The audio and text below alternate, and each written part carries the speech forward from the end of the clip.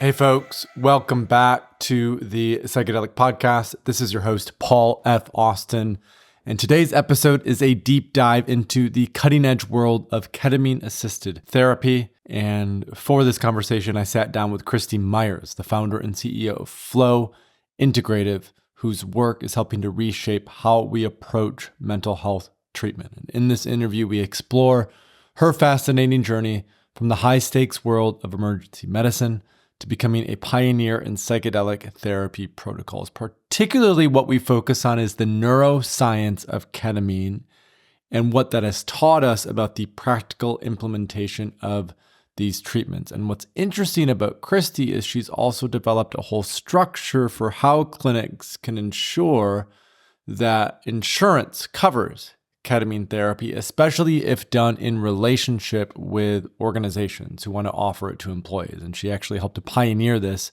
through Dr. Bronner's. So let me tell you a little bit more about Christi. With nearly 2 decades in paramedic experience, she's worked with organizations like the Department of Defense and the Department of Justice. And her personal battle with PTSD and witnessing the mental health struggles of fellow first responders led her to found Flow Integrative in 2020, aiming to destigmatize and expand access to psychedelic therapies. So in this conversation, we talk about Christi's transition from emergency medicine to psychedelic therapy, the intricate workings of ketamine in the brain and its impact on the default mode network, her collaboration with Dr. Bronner's in developing innovative ketamine therapy protocols, the synergy of ketamine with other healing modalities like PEMF and red light therapy, crucial safety considerations and contraindications for ketamine therapy, and her vision for empowering more practitioners in this emerging field. So Christi came over to the place that I was living in San Diego, so we got a chance to record this in person. We've known each other for a couple of years now, so it is a really deep dive, and you'll notice sort of the warmth and connection between us. So I do hope you enjoy this episode. All right, let's dive into my conversation with the remarkable Christi Myers.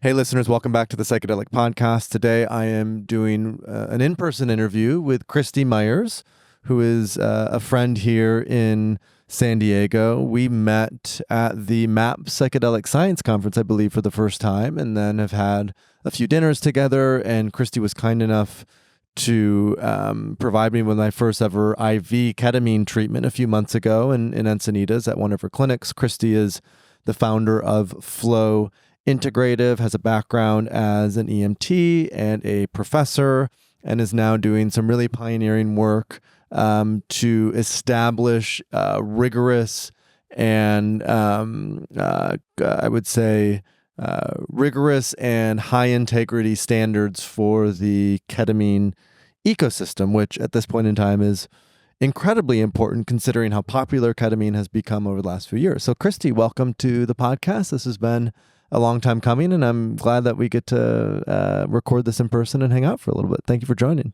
I appreciate that. I am very glad to be here. So let's start with a little bit about your background. Right before we were going live for the show, you mentioned how you had a previous life as a professor and an EMT, and I'd love just to hear a little bit about what ketamine was to you prior to Flow Integrative. How do EMTs use ketamine? What did you teach in regards to ketamine? What was your understanding of ketamine before you started to really unpack its impact on mental health and cognitive performance? Yeah, thank you. Ketamine entered just my awareness 20 years ago. I worked in many different sectors of emergency medicine to include the hospital and in the ERs. And that's where we use ketamine for conscious sedation. And so we were utilizing it sometimes more than once daily, but it was really to deduce open fractures or these things where you didn't necessarily need to take people to the emergency or into the operating room, because ketamine is such a safe medication as far as the airway and really being able to drop people or separate them from their body very quickly, deduce an injury, and then they're right back into space and time. And so to witness it on that end was one of my first imprints of it. And then as my career progressed and I went to work as a ground paramedic, I would see ketamine being utilized in a party setting. And so 911 calls around it. And so you would witness ketamine being abused outside of a medical space. And then fast forward almost a decade, ketamine actually made its way into our drug box as paramedics. So we carry multiple different medications. Morphine was one of the first, fentanyl, Versed, and then ultimately ketamine made its way in. When fentanyl became more of a problematic medication just amongst society in general, ketamine came in as a sister or a secondary medication to be able to utilize for pain management. You could use it for cancer. We had multiple different usages for it. But at that time, I was really into the lecture space of anatomy and physiology, and I taught primarily pharmacology. And so the more I would lecture on it, I was incorporating it into anatomy and physiology, the theoretical side of medicine. And then the more I spoke to it, because again, I had my first impressions of it. I had ignorance. Initially, I was like, we're going to start carrying ketamine. And it was one of those moments where I had two choices. I could either teach from ignorance and judgment, or I took a really deep dive into the pharmacodynamics and kinetics of the medicine to be able to allow me to speak to it without ignorance or any kind of preconceived judgment. The more I tied it into anatomy and physiology, the more I understood its mechanism as it pertains to the limbic system, the survival side of our human, and how we truly can make an impact far greater than what we're using it for temporarily or for these acute and chronic pain conditions, but more so to become the observer and witness ourselves from a higher state of awareness. And that's a beautiful introduction, because there's clear physiological benefits with ketamine. I remember when I was doing these retreats with Synthesis, we had an emergency room doctor come in. This was in 2018. And he mentioned how, especially with younger children, ketamine could be a very good tool to utilize because of the reasons that you mentioned. It keeps the airways open. They're totally sedated. It's very safe. And it's, I think, one of, if not the most commonly used drug in the world. And that's in the United States, yes, but it's also, I think, particularly in India, it's widely used in hospitals and emergency rooms. And it's, of course, only in the last, and we've explored this on the podcast before, but it's only in the last 20 or 25 years that we've come to recognize on a more widespread level that it has these benefits for mental health, for becoming the observer. I remember the first time that I did ketamine, it was in New York City, maybe 6 years ago, and it was insufflated with a friend. So this was not medical necessarily, but it also was not in a party setting. And I remember just this feeling of stepping way back and being able to, as you mentioned, be the observer in a way that I'd really never felt before. And so I'd love to go a little bit deeper now into, like, you talked about the pharmacology, the pharmacodynamics. Yeah, dynamics and kinetics, and right? The kinetics, How the it impact works. on the limbic Yeah. system. So can you talk a little bit more about, from a pharmacological perspective, how is it impacting the limbic system? When we take ketamine, what's happening on a physiological level? For sure.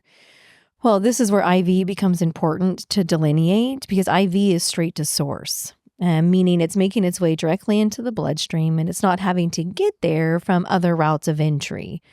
Everything eventually leads to the bloodstream, but it's how long does it take it to get there, right? And so that's where oral comes in versus nasal versus IV. So IV being straight to source, it's being 100% metabolized, or that's where the transformation comes in. Now, its mechanism goes to the limbic system specifically. And the limbic system is just a really broad term for a bunch of different networks and housing units for the way that we acquisition memories. The hippocampus, the amygdala, those are the acquisition centers, which then we're perceiving the environment through these networks as it pertains to our current reality, but it's being influenced by the acquisitions of all of our memories that we've ever experienced in all of our time. So therefore, when we've been imprinted by trauma early, that becomes a lens or a filter to how we're perceiving the environment currently. And we can show in neuroscience that we have on average, and some have more, 70,000 thoughts a day. 60,000 of those are from the day before. So we're truly just layering through this filtration or this ability to pick up and perceive the environment through a remembrance of imprints. So now how do you dissolve that network? Because once, and I'm just going to expand a little bit more on that, when we continuously fire and wire, and I'm going to go a little Dispenza here, when we fire and wire those same observations, we create a network that we can refer to now as a default mode network. And so when it's habituated, when it's patterned, when it's programmed, that then becomes the primary way that we're witnessing, because everybody is player one, right? And so we can all be experiencing the same event, but everyone has their own different perceptual awareness of the current reality as it's playing out based off of their own observations. And so when you've continuously fired and wired these places from fear or hurry and worry or speed and aggression, how do you dissolve that network into the point where you can expand your awareness or take that energy away, right? So what ketamine is doing is it's deducing the excitatory side of our networks and allowing the inhibitory side, and that becomes populated from the region that cultivates joy and happiness, which is the serotonic region. And now as that is able to have energy to come online, right? If we're constantly ruminating, ideating, worrying, and hurrying, that network is always engorged. And to the point where then until the body experiences collapse from the way that we're thinking, which is a long play, right? Sometimes that doesn't happen for a decade or two until your either adrenal glands quit working or we develop some sort of dysregulation or disease. Now, as the medicine's making its way, it's taking the energy away from that default mode network. It's allowing the brain to become opportunistic, meaning it's cultivating new neurogenesis, which is now almost like a collateral circulation that starts to occur away from those old ways of thinking, being, and doing. And as the observer, you're witnessing it. Ketamine's a mirror. And so it's allowing you to observe yourself, but from a higher state of consciousness rather than the participant of the incident itself. That's where timelines start collapsing. That's where we start transducing or transmuting these trauma patterns that we once had observation or victimization stories around, right? And so the importance of saying that is each of us have a different narrative as to why we have some of the behaviors that we have. Or for some of us, we're not even aware that we're aware. It's not until you have these altered states of consciousness to become the observer of yourself, right? Because we're taking away sensory deprivation, or we're cultivating a space where you can't project or judge outside of yourself because it's a complete inward journey. And once you can witness that all those things exist inside of you and that has nothing to do with anything outside of you, that's when it becomes opportunistic, because you can truly evolve, because now you're no longer participating in your own victimization story. You're now empowered to allow that to become a new place of wisdom. It's really quite amazing. And so one question that's coming up for me is with psilocybin mushrooms, there's a somewhat similar impact on the default mode network, right? There's an interruption of the default mode network. And yet the experience, as anyone who's done both mushrooms and ketamine knows, the experience of doing mushrooms is very different than the experience of doing ketamine. And I'm wondering if you can if you can speak to that at all. What are maybe some of those fundamental differences between the experience with ketamine and what it's doing to the brain and what it's doing to, our overall sense of self versus psilocybin, which is a more classic psychedelic 5-HT2A agonist? What are some of those how is ketamine different compared to that? We can find ketamine in fungi. So ketamine is a polymer chain that's just been synthesized strategically or specifically. It's lock and key inside of our body. It's carbon, it's hydrogen, it's nitrogen, it's oxygen. But if you look at the molecular structure of it, it knows where to go. So it has specificity as far as where it's being able to impact based off of the neurotransmitters, which is by design, right? Ketamine was birthed out of PCP. So we were originally using PCP for the operating room. And in the 70s, people were coming out of surgery and they were super combative, they were super agitated. And so they went back to the drawing board. And the drawing board is nature.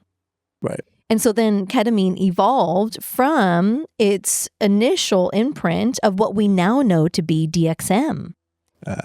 So PCP turned to DXM. DXM is now NyQuil. Interesting. And ketamine was birthed with a new molecular structure or new polymer chain that allowed there to be an extra molecule and just the way that it's designed to where it doesn't have that impact of agitation, but it's allowing us to separate the physical body from the mind. Because when you go into surgery, and there are cases where not everybody has separation, right? And that could also be provider error to a certain extent as well, too. In order to perform a surgery and to cut someone open, they can't or they shouldn't feel their body. Right.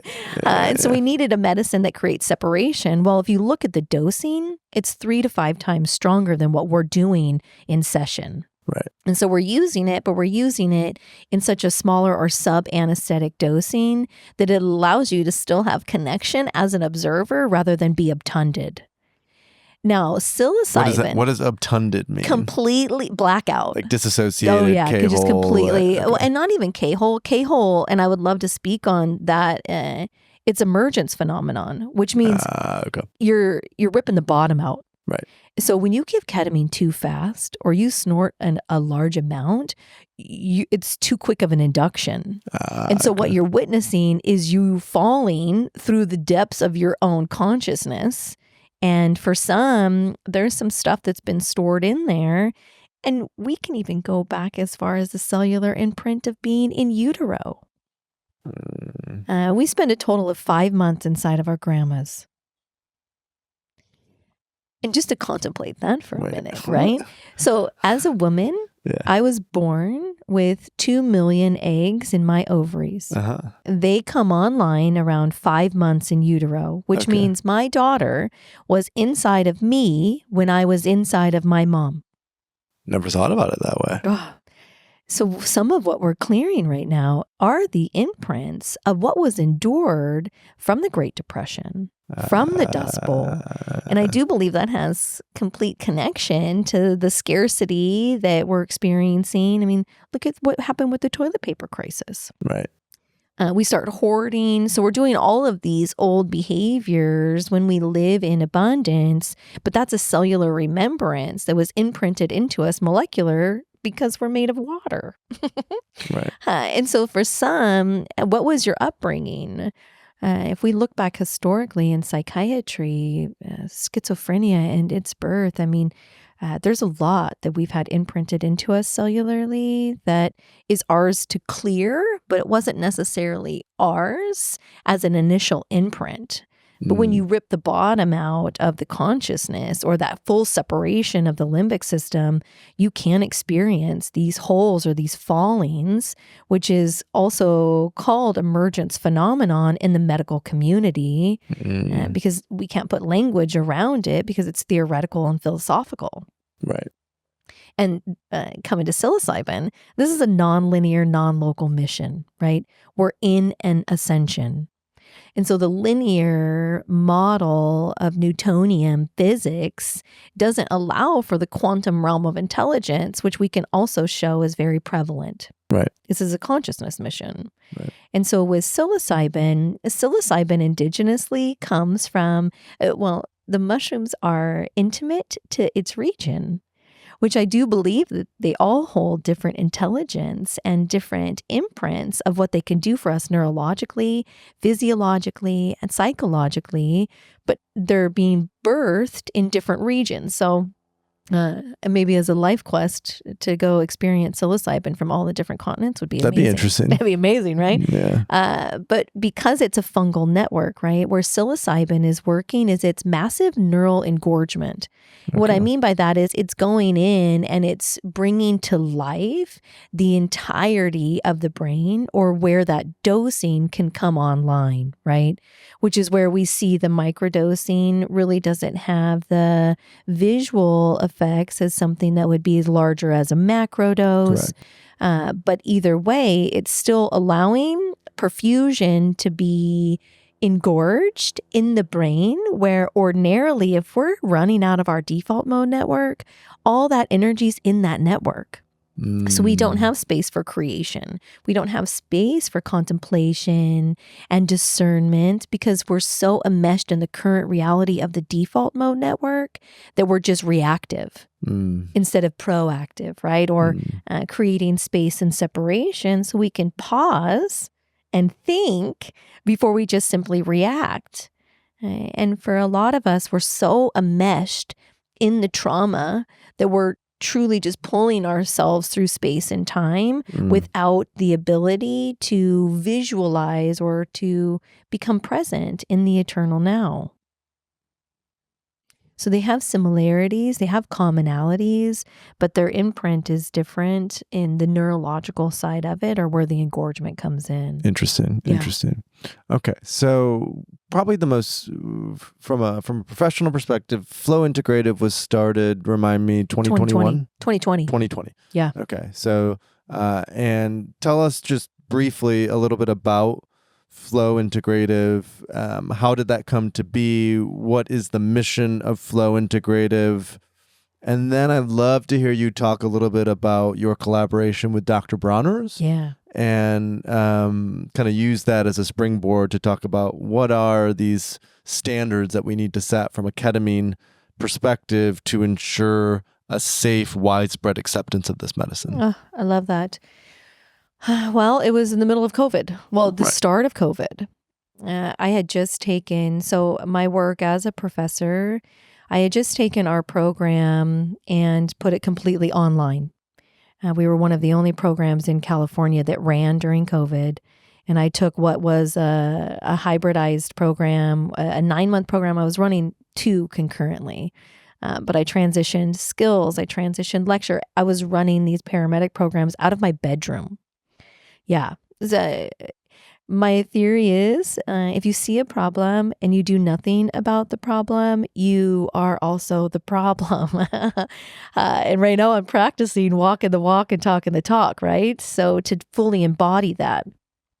As I was building and putting this information online, I was watching my kids do homeschool from the living room.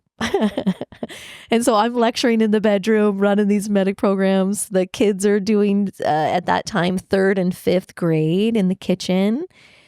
And I remember standing in my living room, and it was this download of information of I just needed to start building who helps the help. Meaning I was watching the little kids on these Zoom schools in just complete disarray. There was no, they were trying to teach just dumping content, but they were spending more of their time asking little kids to stay out of their beds, or, you know what I mean? I'm like, what are we doing? Like, this is not, what are we doing? And then I'm watching the medic students. There was such drasticness in the way they would show up, right? I had some guys full uniform, squared away, hair's done, they're set up, and other guys were like in their jams or like the Zoom room, like the Zoom mullet, right? Or whatever it is. It was just so interesting to watch the consciousness of each person as the participant, right? And at that same time, I happened to had just moved divinely on a lake. And so I would go take the kids out paddleboarding. That was like our ability to go out.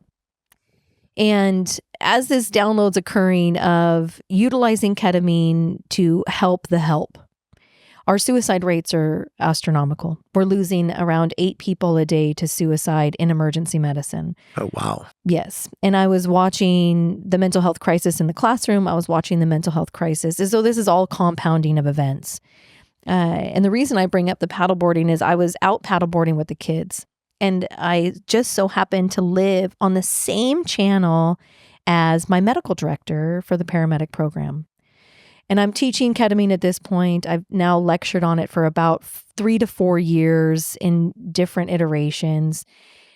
And I'm like, hey, I have something I'd like to run by you, but I need your help with this. And so he's like, yeah, come over. And so I said, I want to open up a way to utilize ketamine to help with PTSD and anxiety for us professionally.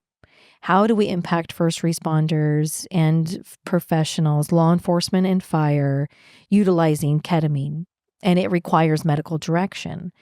And he was an instant yes. And I was in this moment like, I don't know if I was expecting an instant yes. And so he literally went upstairs and he's like, hey, I have a lawyer that I know that would be really helpful for this.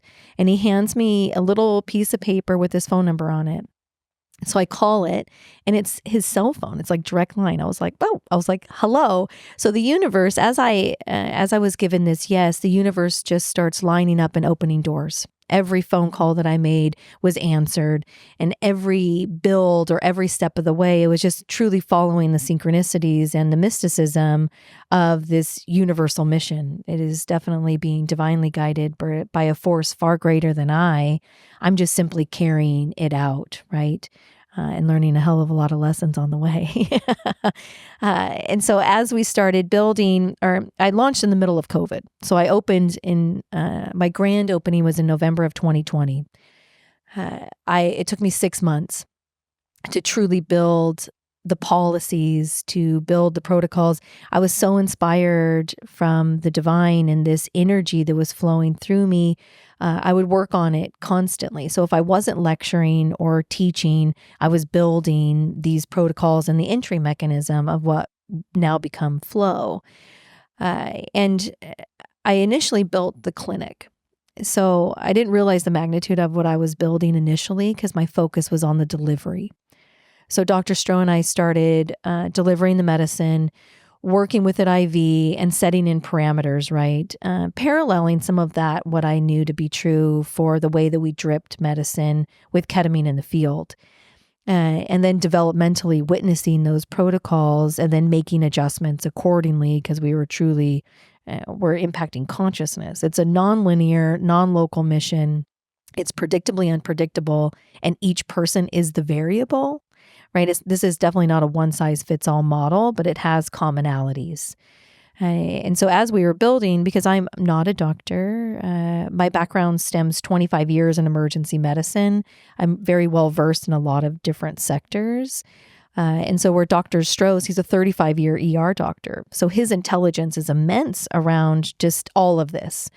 And so as we collaborate and as we would build, our focus was on the clinic. Well, I was building the clinic from inside of my organization. And that's now where all the intellectual property lives. That's where all the protocols live. We run the professional corporation from my organization. And so we have an agreement between the two. And so they build in tandem. That's something that's really unique to this is that I'm not just building a business. I'm demonstrating the competency of this mission and building on it for each new legislation or each new area that we come into.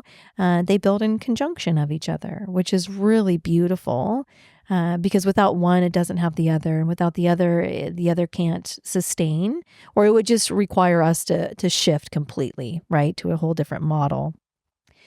So that's really how it was birthed in 2020. And then in 2021, I found myself in Encinitas.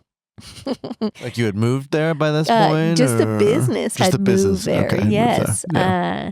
There was a friend of mine who I taught him EMT school. His mom actually hired me when I first started working in the ERs, and he had started working down in Encinitas. Mm-hmm. And we were in an area where we were in transition. And so one of the things of an ask was for me to find a doctor that could hold our medicine at their clinic while we just moved and reorged. Well, I call him and he's down in Encinitas. And I meet this doctor. It was Dr. Howe. And I'm like, hey, I know you don't know me, but we share a mutual friend. And I was hoping you could help me out temporarily. And he says, yes. And so the medicine makes its way to Encinitas. Then we talk shortly thereafter. He was in the middle of building business as well, too. And he's like, well, have you ever thought about just moving it down here and working with the medicine down here? And I was like, I just did, now that you made mention.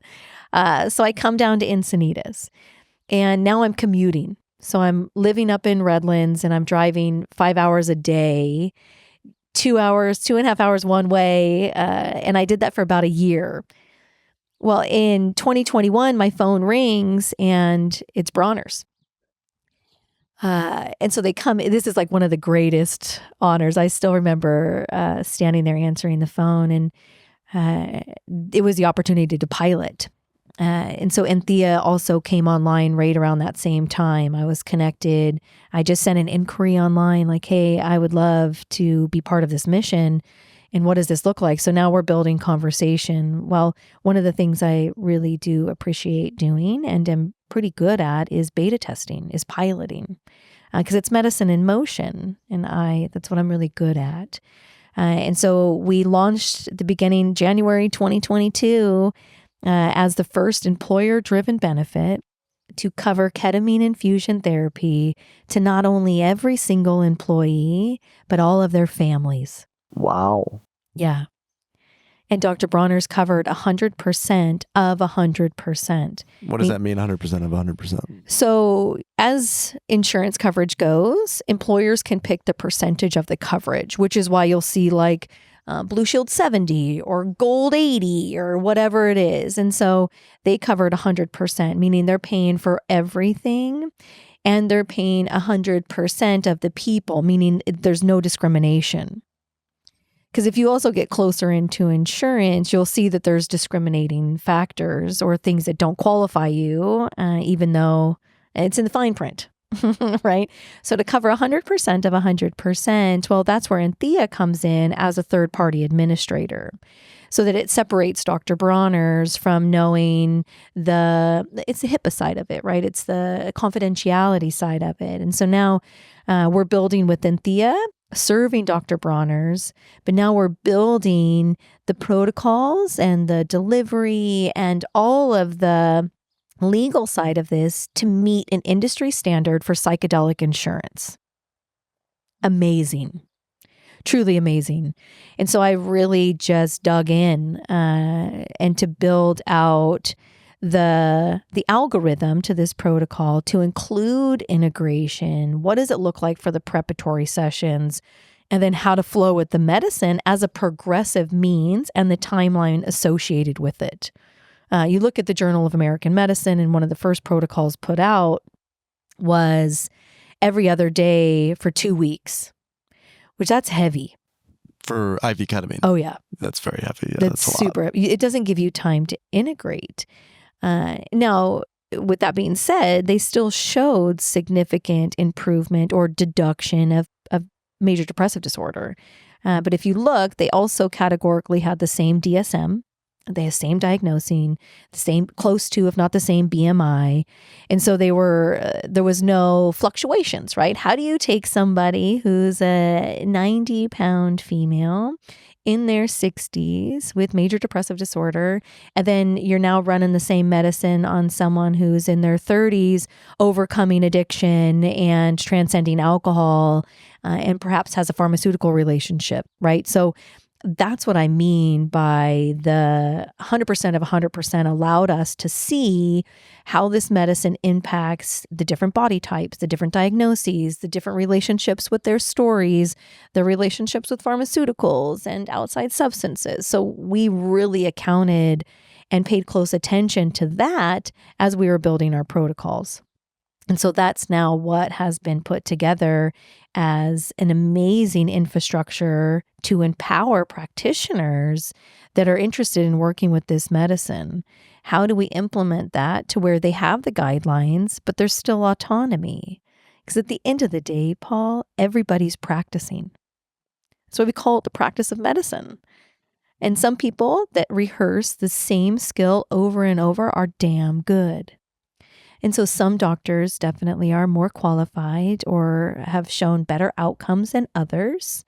And at the end of the day, medicine is one of the most impactful industries as far as even being harmful, right? So there's some serious willingness quotients across that board, right? Like, because each doctor is meeting you where they've also taken themselves to, right? It's like, it's interesting when you're getting advice for health from someone who's morbidly obese.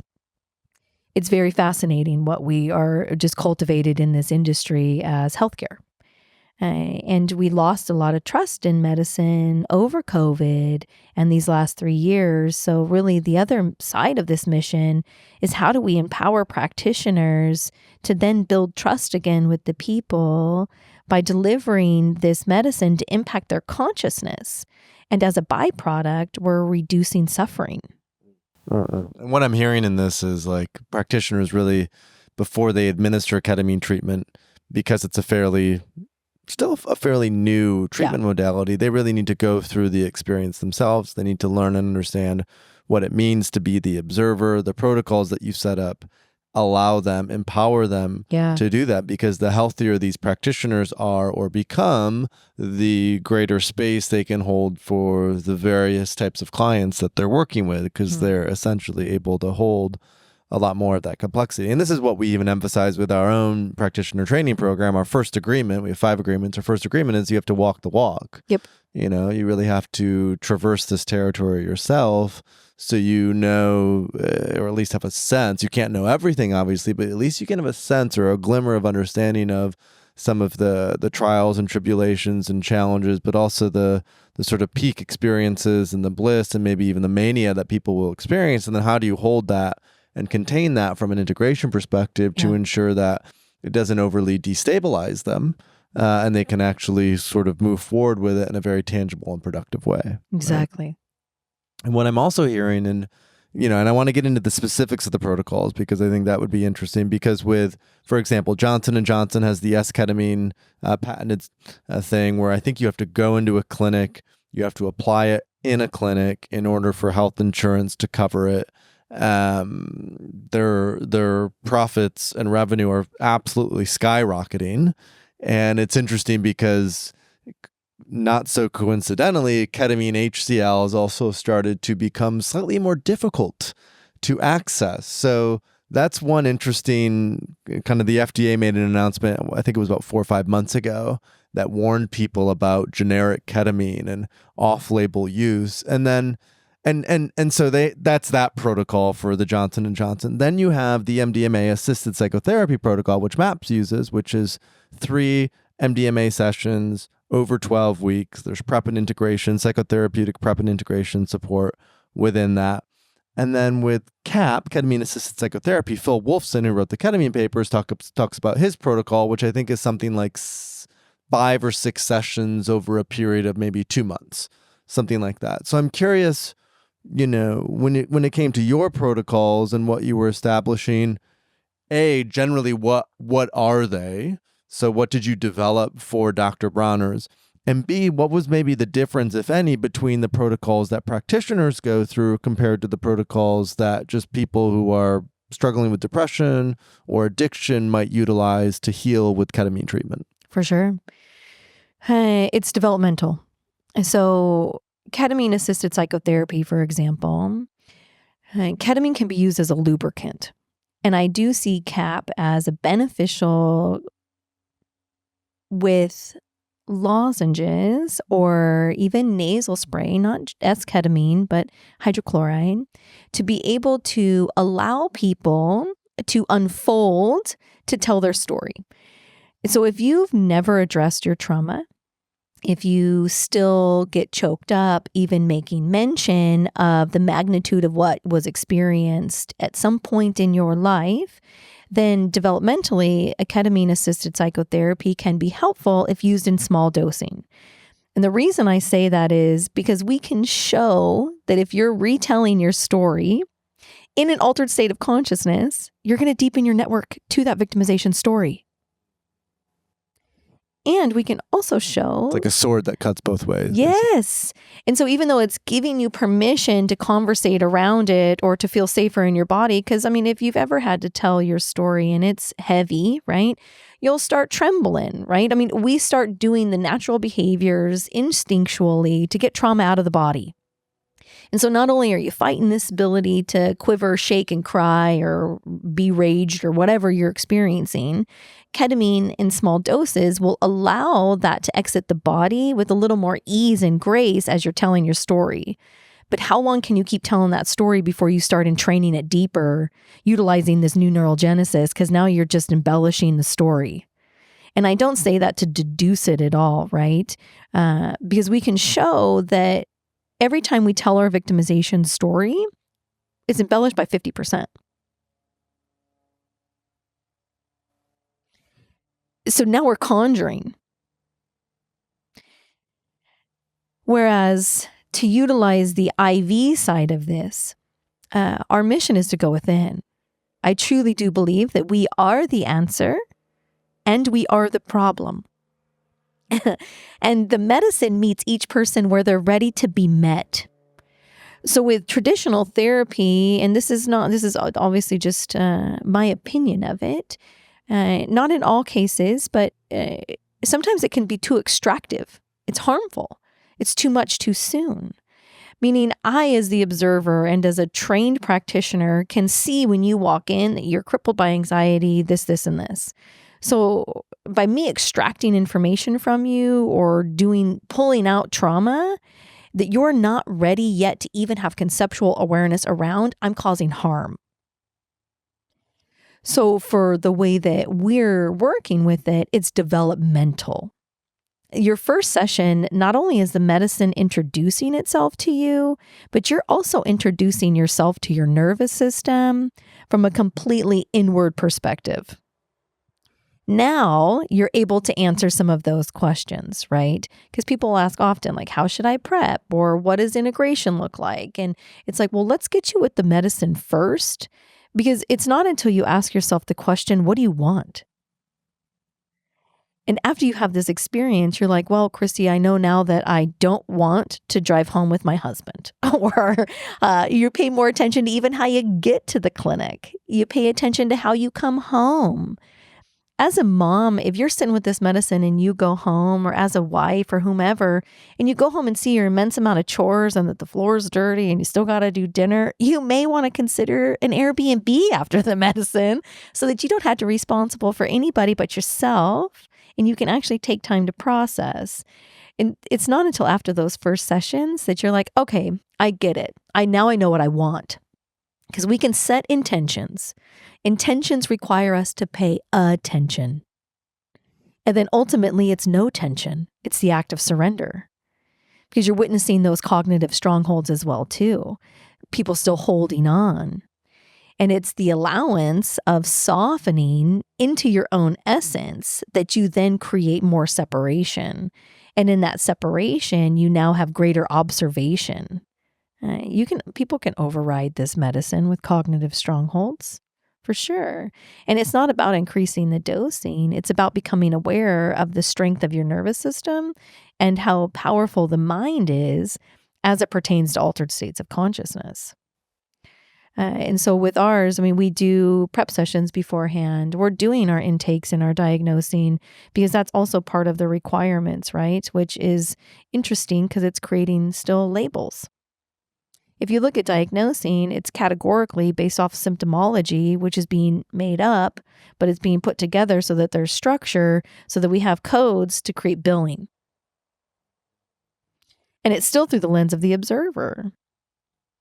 If you were to tell me you experienced this, this, and this, I'm going to ask you what happened in childhood that allowed you to create these identities or these false pretenses to allow you to survive, versus me hearing the outward symptomology only in this time and space and then taking that and categorizing it as you have something, rather than, yeah, you built up a whole bunch of defense mechanisms and different versions of yourself to be able to survive. And so now how do we cultivate this shift where you're no longer in survival and you give yourself permission to step into thrive? But by doing that, by becoming aware of the habits and the programs and the patterns you developed to survive.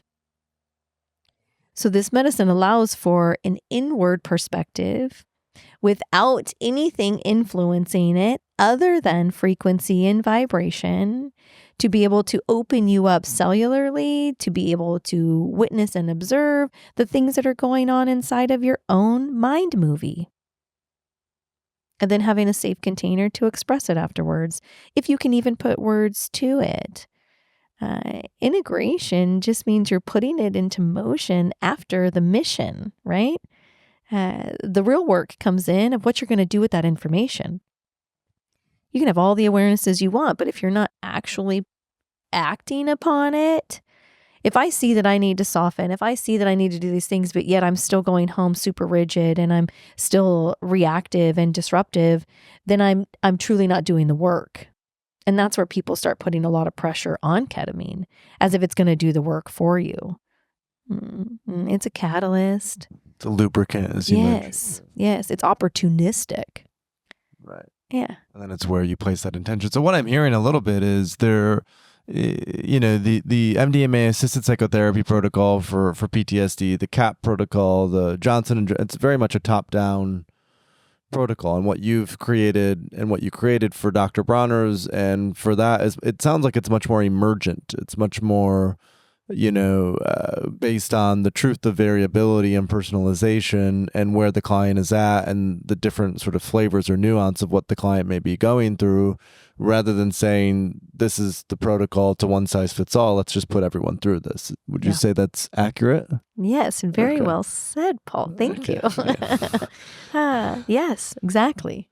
And that's that I think is the, I've hosted this podcast for 7 or 8 years now. We've always talked about personalized medicine, how we're on the cutting edge of it, blah, blah, blah, blah, blah. And now I feel like it's arriving more and more and more. And even the way that you're describing the creation of these protocols with Anthea and Dr. Bronner specific to ketamine work, like it feels like what you've created embodies that in a really substantial way. So as a way to sort of put the bow on all of this, I'd love to hear about, we've talked so much about what you've done. I'd love to hear about where you're going and what's your vision of how this becomes implemented as more ketamine clinics are opening up? How does this become implemented as more even tools are coming online? So before we started talking, you talked about the infrared bed that you recently had. You have a PEMF mat. You work with neurofeedback. There's a lot of modalities that you combine with ketamine. And as we've talked about on the podcast before, with things like blood work, with aura rings, with continuous glucose monitoring, with a lot of other tools, this sense of really understanding my own needs is becoming more and more prescient, relevant. So I'd love to hear sort of the vision of implementation as it relates to the structure that you've created. How do you see that sort of influencing the broader ecosystem within the next year, 2 years, 3 years, 5 years, 10 years, whatever that is? Yeah. Well, again, it's developmental based off cost even, Paul. And this was one of the things that I meditated on, and I still meditate on. How do we give access to the people that it doesn't become upper echelon or affordable? Like at one point, I'm like, could I afford to put myself through my own protocol? So to also create a cost-effective model. What we're doing right now is part of the entry mechanism is putting people on PEMF prior to getting them into the medicine. you can witness peripheral vascular resistance, meaning if you're in hurry and worry coming into your session, how do we get you to settle, or how do we allow Earth's magnetic frequencies to be able to settle the body physiologically, even to allow the vessels to receive an IV? So taking them from, and we use vibroacoustic therapy as well too, the PEMF mat to then allow the vessels to open. We're using Brain Tap as one of our partners as well too, and neurovisors. How do you allow this neuromodulation to open the perspectival awareness so that you can tap into your true essence? We only use 5% of our brain. The real question is, why don't we want to become psychedelic? Psychedelic means to make manifest. We're utilizing our brain very rudimentary. And so then the afterwards, or with that neuromodulation, right, we're opening you up with Brain Tap, or we're opening you up with Neurovisor. And then during the medicine session, you're also journeying on PEMF mats. Or for some, on the transducers, we're partnered with In Harmony with the vibroacoustic therapy or the sound lounge, to allow the body to also be repatterned and programmed while the mind is experiencing the medicine. That's also developmental. Not everybody's ready for that in the beginning. And then as part of integration, taking them into the trifecta red light bed. Their technology is unbelievable for what it's doing for mitochondria repair. And so now to really truly heal the body at its core level, unbelievable. So taking into consideration a multifaceted approach of integration, mind, body, spirit, because they run in tandem, right? A fascinating piece just in the medical community is that we still are doing a lot of parts work. Your heart is your heart is your heart. How does it pertain to the rest of it versus, not everybody can talk to the brain. I mean, neuropsychology and neuroscientists and neurologists are a very small breed. And it takes a lot of time and energy with specificity. And so what we're really learning now is a whole human approach, right? Not a lot wanted to even talk about mental health, but we can show now the mind controls even the disease and dysregulation of the body. Dispenza's work is incredible for what he's putting out for the spontaneous healing that can occur through to the act of meditation. And at the end of the day, meditation is the answer. At the end of the day, but how do you get there? And so to learn how to sit with yourself, to recalibrate your nervous system, and it's also an entry mechanism. Not everybody's ready to sit in an altered state of consciousness, and rightfully so. But can they come experience the red light bed? Absolutely. Can we get them on Brain Tap? 100%.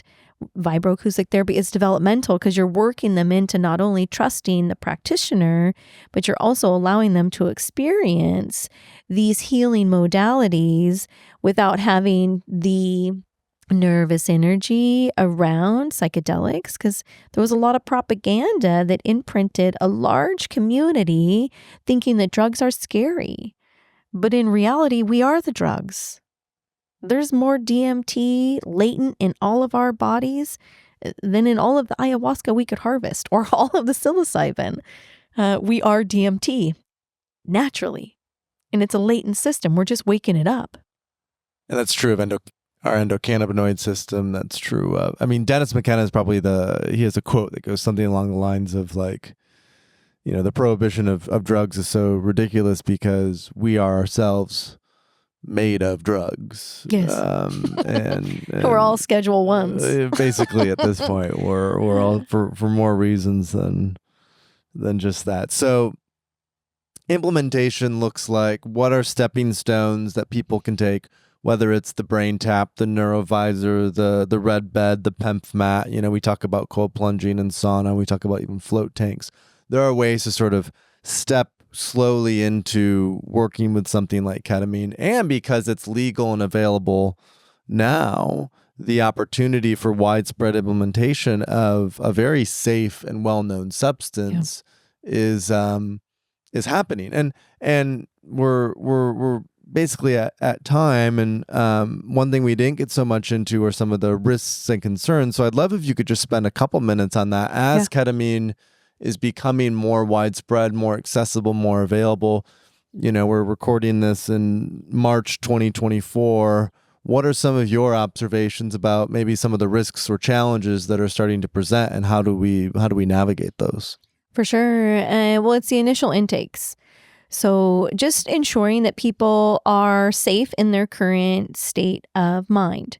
So schizophrenia, you don't want to dysregulate and disassociate someone who's already in a dissociative state, because you can destabilize them. So just making sure the due diligence is done on the front end. So the psychological side of active paranoia, some parts of mania, suicidal ideations is a conversation, because ketamine's amazing for suicidal ideations. And so that is something that is definitely specific to each instance. And then schizoaffective. So really those are some of your major disqualifiers. And I don't say disqualifiers as a never, but those are also usually diagnoses that are attached to some heavy medications. And just a small blip, ketamine's non-competitive, whereas a lot of the pharmaceuticals are competitive. So they're in there running interference. Your Seroquels, your Tramadols, your lithiums, they're running interference where this medication wants to go make an impact.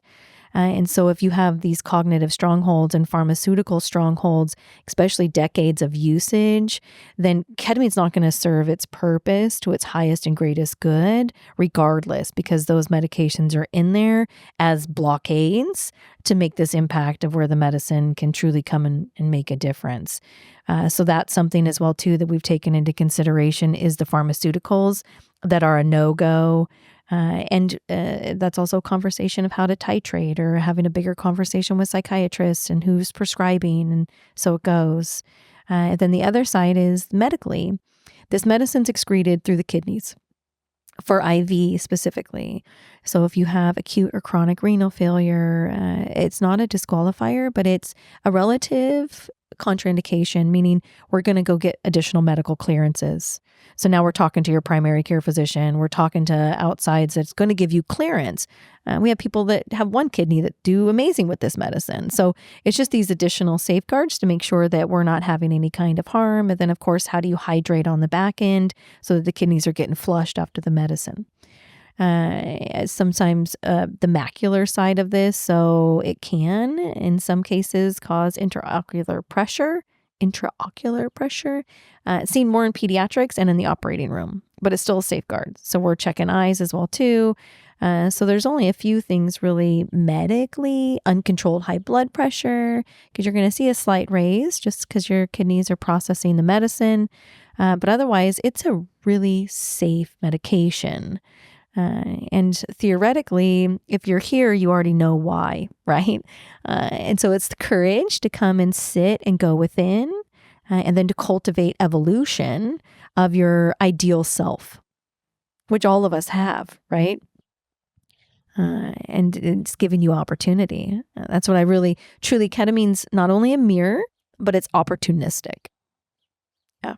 Well, beautiful. So to wrap, I'd love, you have clinics here in San Diego with Flow Integrative, but professionally you go and expand beyond that. And so just as a way to wrap up, how can you, if there are a lot of people who listen to this who are therapists or psychiatrists or doctors or who have ketamine clinics or who are, so I'm curious, kind of with what you've built, how are you looking to support people within this industry in terms of the practitioners and the providers of ketamine? Yeah. We want to empower the practitioners with practices, meaning it's adaptive. My vision for this year is 300 doctors and practitioners who want to come into this space and are ready for the implementation. And again, it's adaptive to your practice. It's an overlay, which is really beautiful because it doesn't require too much of a shift. And then we have all the training embedded as well too. So whether we're coming to you and doing the training, or whether you're coming to us and doing the training, you're getting everything: how to flow, how to sit with the medicine, the emergency protocols, the different acuity levels and rationalities for the dosing structures, down to how to track the medicine, and even what happens with eco-death and dissolution.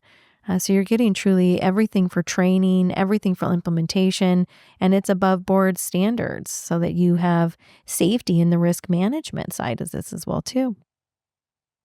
Beautiful. Well, Christi, thank you for coming over here at this. I'm at a friend's place in Carlsbad, sitting down in person and doing this interview. If folks want to learn more about you, if they want to reach out, if they want to connect with you, what's the best way to do that? Yeah, LinkedIn. Okay, LinkedIn. Yeah, to send it through LinkedIn, or you can email direct at hello@flowintegrativeketamine.com. And you can go straight to our website. So flowintegrativeketamine.com is for people interested in working with the medicine. And then flowintegrative.org is for the practitioners to inquire how to implement this into your practice. Fantastic. And we'll link to both of those in the show notes. So if someone's listening to this in your mobile, you can go to the website. We'll have both of those linked. Thanks again for coming on. And thank you for, I didn't talk about it much on the show today, but, the IV treatment that I did with you a few months ago now was beautifully held. And, the way that I described it is I felt like the observer. I kind of felt like I was splayed out in the bottom of the universe, just slowly watching as everything kind of went by, almost like watching clouds go by on a really nice summer day. And it was just very beautiful. I've experienced ketamine in various forms, but that was the first time I had done IV, and it felt so peaceful and equanimous. And yeah, I'm just very grateful and appreciative that you offered that opportunity. So Thank you for making that happen. Thanks for trusting. Absolutely.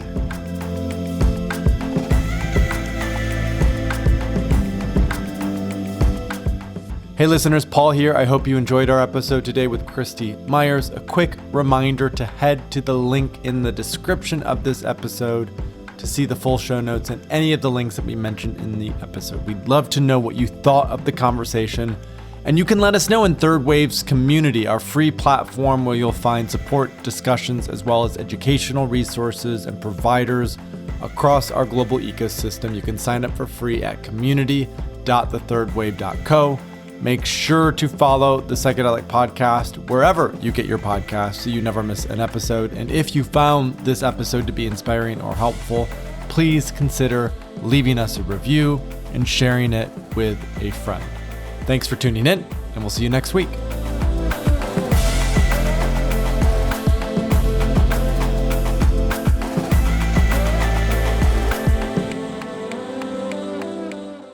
Thanks so much for watching. For a deeper dive into the power of microdosing with complementary practice and extra guidance, check out our best-selling microdosing course.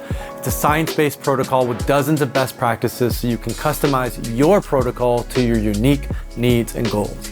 Check out the link in the description below.